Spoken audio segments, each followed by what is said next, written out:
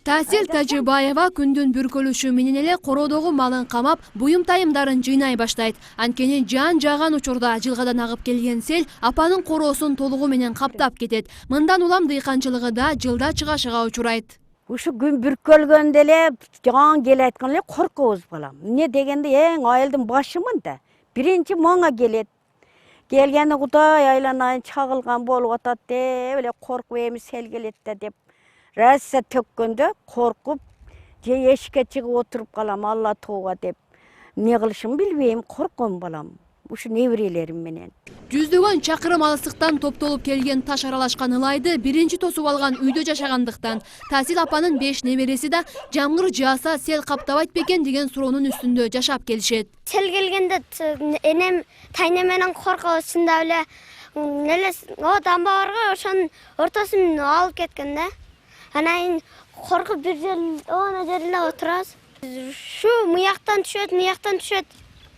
Мындай көрүнүштөр көп болгондуктан балдар табигый кырсыктын кесепети эмнеге алып бараарын да түшүнүп бүтүшкөн.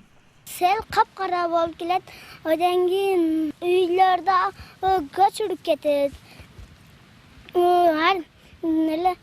Өлүп калабыз ошондо. Кара Суу районуна караган Бешмойнок айылында 1000ден ашуун кожолук бар. Аймак тургундары түптөлгөндөн тарта эле сел каптоо коркунучу менен күн кечиришет. Негизи сел мына ушул коктуу аркылуу келет. Бирок учурда бул жай таштандыларга толгон. Селден сактануу үчүн атайын моундай дамба да курушкан. Бирок көп өлчөмдө сел келе турган болсо, мына ушул дамбаны басып өтүп, бүтүндөй айылды каптап калат деп жергиликтүүлөр кооптонушууда.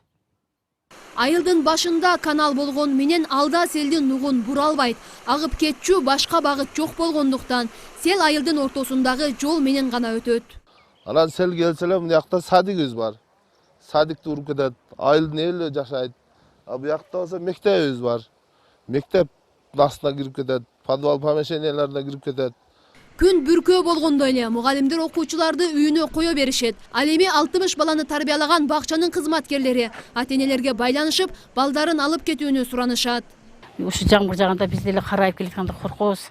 Балдардын эми коопсуздугунанчы. Сади мына эски мектеп буну каптайт, биз мына катар үйдү полный эле каптап кетет.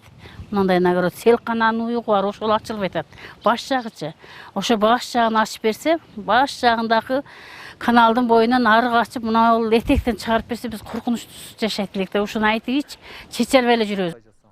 Сайыз учурунда мыйзам чегинде тилке алган Бешмойноктуктар башка жайга көчүп кетүүгө мүмкүнчүлүгү жок. Ошондуктан селкана куруу жергиликтүүлөрдүн негизги суранычы. Анткени катуу жан жааса, бир айылдын элинин жашырына турган башка жайы жок. Маселе боюнча элетели бир канча жолу бийлик өкүлдөрүнө жана өзгөчө кырдаалдар башкармалыгына кайрылганын айтышат. Бирок андан азырынча жыйынтык чыга элек. Кенжебек Маматсадыкова, Бектели Акылбек уулу. Ош Прим жаңылыктары, Кара Суу районунан.